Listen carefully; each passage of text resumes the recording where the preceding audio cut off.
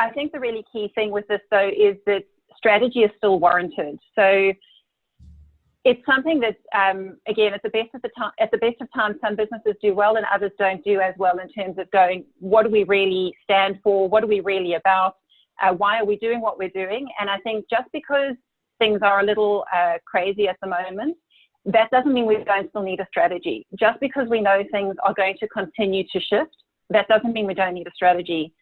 It just means we need flexibility alongside that strategy. So I think it is just as important as it ever was, if not more so, to be really clear on who you are, what you stand for, what's your USP, solidify those sorts of things. They don't have to be set in stone, but what they will give you is focus. They will help you define your priorities, and they will also give you something to measure back against. If you're not really clear on what you're trying to do and you just have fallen into a reactionary space, it's very hard for you to evaluate how are you doing and are you actually making progress. And particularly when some of your reference points, often we would compare to last year's numbers, we'd compare to comp sales, we'd be trying to grow our margin and our profitability. A lot of those numbers aren't going to be as valuable as reference points, at least in the short to medium term.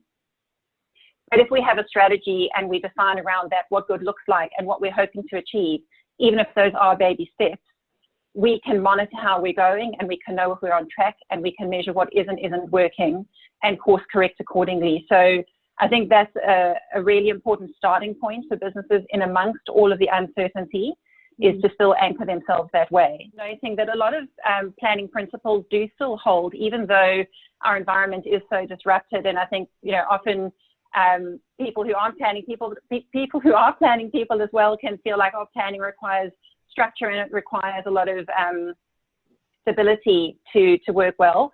I think a lot of planning principles do still hold. It's just some of our reference points that might shift, or some of our benchmarks. So, and also just at the moment, just that a lot of those cycles need to be shortened. So, whether it's trade or review, those things are still relevant. You just need to do them more often. When it comes to allocation for those stores that are still open, and they might not be at the pointy end of fashion, but there are definitely still apparel retailers trading.